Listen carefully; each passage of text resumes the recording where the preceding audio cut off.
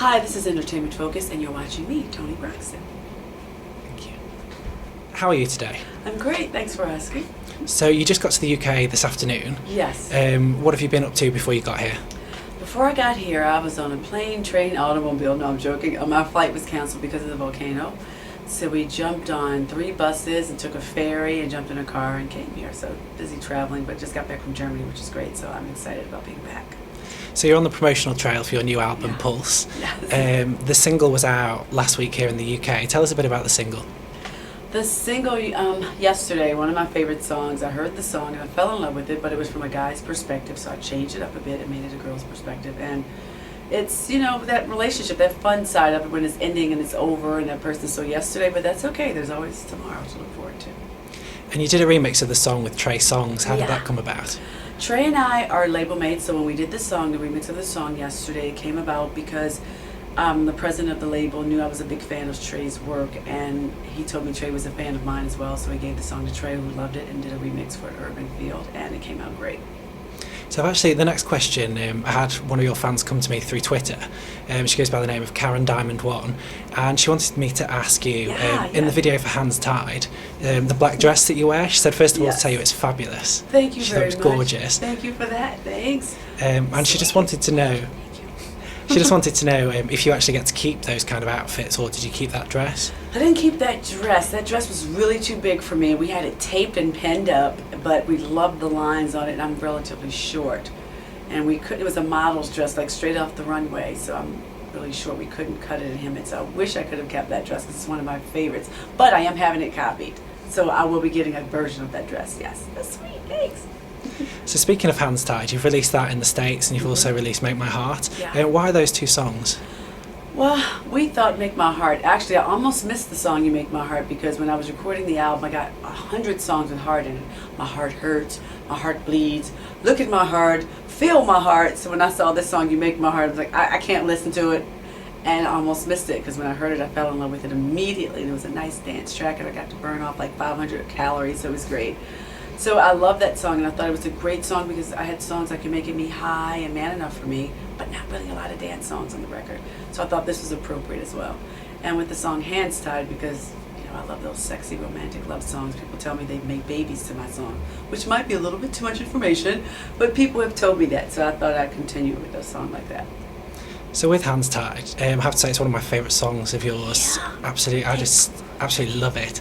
And there's a line in it, and you say, I could love you with one hand tied behind my back. So this is a bit of a silly question, but what else could you do with one hand tied behind your back? Oh gosh, like not without anything in life?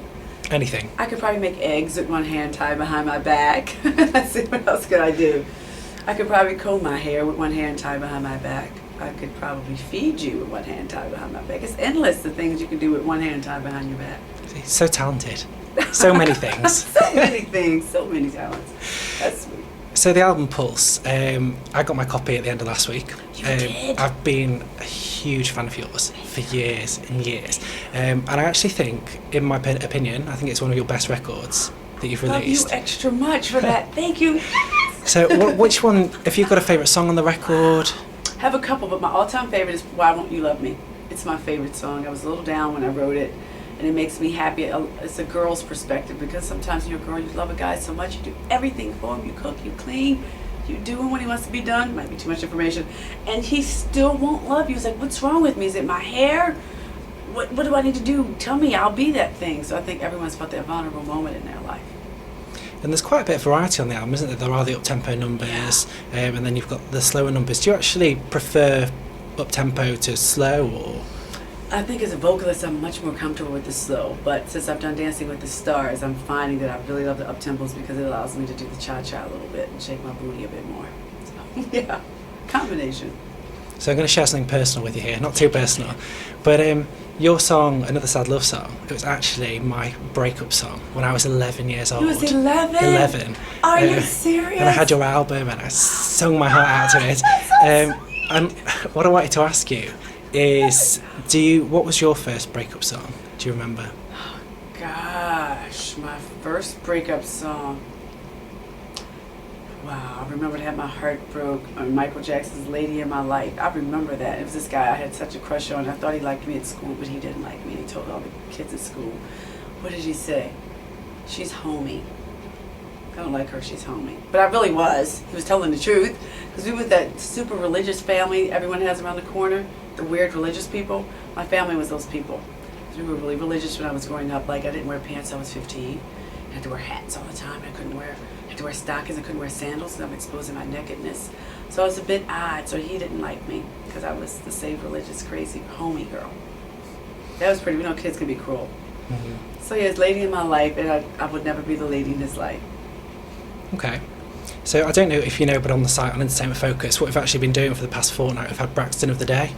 So every single day we've pinpointed a point in your career. So for the first week it was your favourite, your classic videos. Yeah. And this week what we did is a retrospective of all of your albums. So Okay. each day was a different album. Which has been your favourite album of yours that you've recorded, and why? Ooh, I have two favorites. My favorite is the first one of Toni Braxton, and my second one is this one. Because this one, I didn't think like a record company person. I said, I'm going to be an artist, and I'm just going to do music that I love, and I don't care what people think, and it has to be music that touches me and affects me. And that can be tricky sometimes, because sometimes if it's too artistic, no one feels it but you. So I took a risk. But those are my first two albums, my first and this one. And with the new record, you experienced quite a few of the songs leaked, didn't they, before you were due to release it? I mean, how frustrating is that? Very frustrating. I mean, I love industry. I love that you can get music instantaneously, immediately. I love that part. But the bad part about it, it can also be stolen that way too. So we picked 12 songs for the album, and all 12 got leaked. Every single song. I'd never experienced that. So we did 4 or 5 songs over again, and the other songs we did remixes to them and changed them up so they have a different sound. But it was a bit challenging to do that as well. Okay, so now just moving on to playing live. Do you have any plans to come to London and play any dates over here? I cannot wait to perform live, and it's more exciting for me because my doctors told me I would never be able to perform, and I wouldn't be able to make another album and promote it, and here I am. So I'm looking forward to performing live. Now I have to pace myself. I'm only going to be able to do 2 or 3 shows a week at first, so I get accustomed to it. But I'm so looking forward to touring. I can't wait. More importantly, will you tell me when you're coming to the UK? I'm going to tell you, yes. You're one of my favorite people. You told me your story. Another set love song, so now we'll always be in love with you. You kind of touched me now. So I'll definitely make sure you know. So what's the rest of the year look like for you? What have you got coming up? Rest of the year, we're going to be pretty busy promoting, and I'm going on tour this fall, and just I hope to put another album out next year. I'm going to do it back to back. Although my record company's thinking we'll do a what do they call it, repackaging album, where they put 2 or 3 songs on a new album thing. So that's probably what they're going to do initially. But I'm just excited to be back at work. I don't feel like I'm writing the same book. It's a new chapter. It's like a rebirth, like I'm in a different phase of my life, and I'm here. No one thought I would be able to do it. So it's like the best. Thank you guys so much. Thank you for waiting. Thank you. No problem at all. Sorry about that. So you're a singer, you're an actress, you're a mother. Right. I mean, how do you juggle all of those things? It's hard to balance it. Some days I do a great job, and other days I do a lousy job. Some days it's really tough because, like Mother's Day, I wasn't home with my kids. I was in Germany for Mother's Day, and my kid called me and said, "Mom, I made you a macaroni necklace, and I won't be able to give it to you. And all my friends gave their mom their macaroni necklace, and I don't have a mom to give my necklace to." Oh, got me right there. So it was really sad. So today at school, all his friends are going to be talking about what they did with their moms for Mother's Day, and my kids won't be talking about what they did with me. So that saddens me that they're sad. So I didn't do a good job of balancing that. So, but Mom's working. But I told him when I get home, I'll make it up to him, of course. But it's not the same. Kids are honest with their feelings. But I will make it up to him some way when I get home.